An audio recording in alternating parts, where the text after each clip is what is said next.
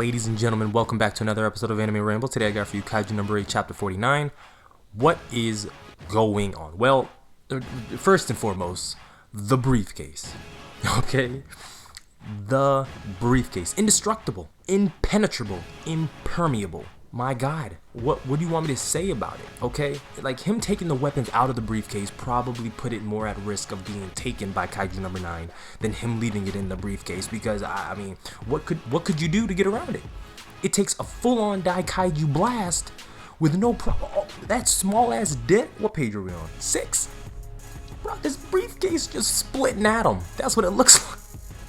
Alright, I'm not gonna sit here and talk about that for too long, but it's always a running joke between me and my boy Grim about briefcases and things like that in this universe. Ah, man, you had to be there. Go back and rewatch our collab videos if you need to be let in on the joke. What to say about chapter 49? You may be wondering, Ramble, are you going to praise number 9 for everything that he has done up until this point, for the plan that he set forth and put into motion and has executed perfectly? No, I will not. No, I will not. This one moment of achievement does not negate the other 4 instances of him just being trash. It doesn't. I'm sorry. It's good, but he's going to run into the same problem that he has ran into in the past. What's going to happen when everybody runs up on him? Kafka can get there in less than 30 seconds, I'm sure. Narumi and Kikoru aren't going to be far behind. It's a race against the clock. In my opinion, I feel as though if he was to just be there to take back the Kaiju power, he should have did that in more secrecy. Him going loud and just attacking people outright when he's trying to get something. You're trying to steal something. If you're trying to steal something, would you go with being like, if I'm breaking into somebody's house, I'm not going to flick on all the lights and let them know I'm there. I'm just going to go in and do what I got to do and get out. So no, I cannot praise number 9 for the things that he is doing. I can praise him a little bit, at least, for as strong as he's gotten, right? His power scaling has gone up. He mentioned that the clones should have been as strong as he was before he shed.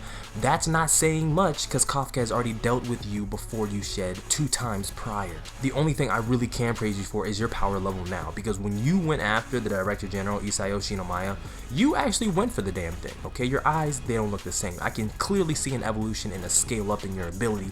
The only thing that I'm holding to is if it is going to be enough in order to deal with not just Kafka, but also Narumi and Kikoru, okay? I hope everybody sees the problem that he is going to run into. He is not that nice, okay? He's not that good at being a Kaiju. If this was number 10, I would be like, yeah, he could probably take on all 3 and go out with a bang. 9, I don't see him doing anything of the such, okay? I don't see him soloing people. I don't see him knocking heads and rolling heads.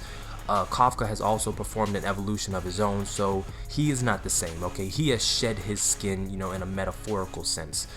He is much stronger than what he was, so again, if he rolls up on number 9, it's not like Kafka's gonna be at a disadvantage, unless, of course, you know, 9 takes a hostage, right? He's smart enough to do it. He's smart enough to know the implications of it. It's just a matter of if he's going to implement it or not. That has yet to be seen. But the Director General in this moment only has one decision. He has to put on Kaiju number 2's gauntlets. He has to risk his life force yet again in order to protect everybody. And, you know, his boys were like Itami and the other dude's name. He was like, yo, I want to help. I want to be here for you. But one of them was like, nah, like, we're going to be in his way. There's nothing that we can do. We have to trust that he can handle this situation. And in that moment, he just gets flattened. Like, just outright, just boom, boom, white eyes, he's out, he's comatose, alright? He managed to pull himself back and, you know, come back to consciousness, but it doesn't change the fact that 9 was working him. One shot, and that was all it took. Now, his arm destroyed. You can see it in the picture. The armor on the weapon isn't even there anymore. If I remember what I said from Hikari's video about there being a difference between the white gauntlets that ISAO uses and the entire white suit that Hikari uses, I think this is where we're going to see if it's true or not. The gauntlet, one of the gauntlets is completely destroyed. Not completely, but it definitely looks mangled by the end of this chapter. We are going to see in the upcoming chapters if he does have a full white suit at his disposal. If he does, my theory is correct. I'm positive about all humanoid Kaiju weapons being completely made into a full-on suit, right? Arms, legs, chest. If you got a cape, you can rock the cape, a weapon, and maybe something along the lines of a biological weapon like what we see with Narumi. You can completely deck out your entire body as long as you can handle it. There's nothing that's stopping Narumi from having the eyes, the weapon, armor. Like, you would just assume you would have all these things at your disposal. So hopefully this briefcase also has a suit attached to it. We don't know. What we do know is that this Defense Force base is not going to be able to be held up if 9 and 2 are going at it, much like what we saw with 2 and 8 going at it. It's just going to be a repeat, but we actually are going to be able to see the Director General go all out in the situation. Like I said last chapter, what I personally think is going to happen is that they both take each other out. 9 takes out ISAO and ISAO takes out 9. Then you have to have both of them replaced. The development is there for Kafka, Narumi, and Kikoro on one end. Actually kind of on both ends if we're really talking about it, but I feel as though 9 hasn't done everything that he wants to do just yet. He hasn't actually revived anybody. If he does have that ability to revive dead kaijus, how long after they're dead can he revive them? Is there a time limit to this? Is it a situation of, oh hey, I can revive somebody within the first 10 minutes of their dying? That'd be a pretty strict rule.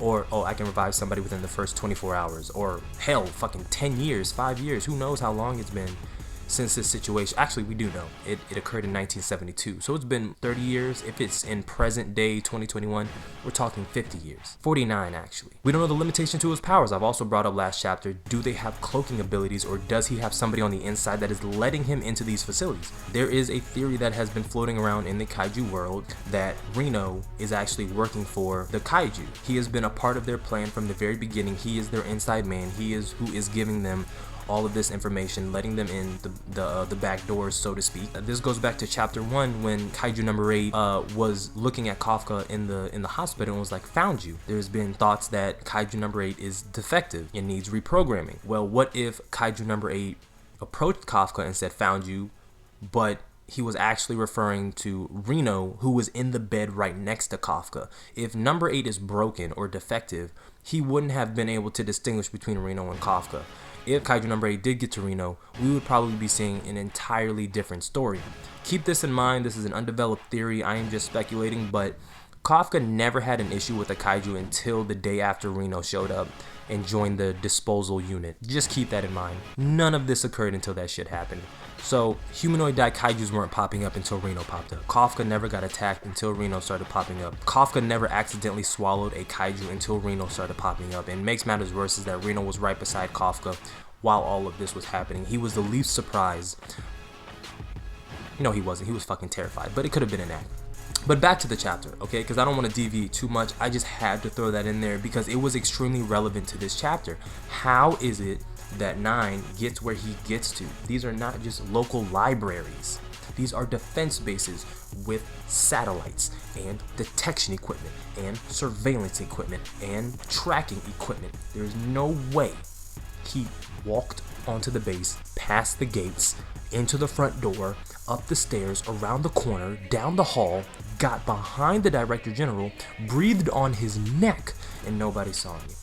It could be a situation of number 9 using that transformation ability to take on the appearance of somebody who was already in the Defense Force. If you remember back, after he fought Kafka for the second time, I believe, that's when he had to change his human host. I want to say it was the second time, and that's when he took over that random person who was in the car that day that was just in front of him. Well, I speculated that he was a Defense Force base member, or he worked at a Defense Force base, and he's using his credentials to get in and out of the facilities. That's entirely possible. We just simply don't know. And the series is doing a really bad job of letting us know how he's getting in and out. And I understand that that's probably a plot point, so he's not going to explain to when he's ready. It's just very odd. Okay, and I'm sure this is one of those things that will come around full front, but I think I've rambled on long enough. If you made it to the end, thank you. If you're new, go post ultra and smash the subscribe button. Lets me know you rock with the content that I put out on the channel. Like the video if you like the video, dislike the video if you dislike the video. Comment on the video your thoughts about what you think is going on, how you think this is going to go, how you think this is going to play out. Is ISAO going to defeat number 9? Is number 9 going to take down ISAO? Or are they going to take out each other and we'll get a replacement? I am definitely waiting for a Kaiju number 11, but I would be dishonest if I sat here and said I do not want him to revive the entirety of the Kaiju line and just watch mayhem ensue. But subscribe if you're brand new, and like always, until next time, I'm out.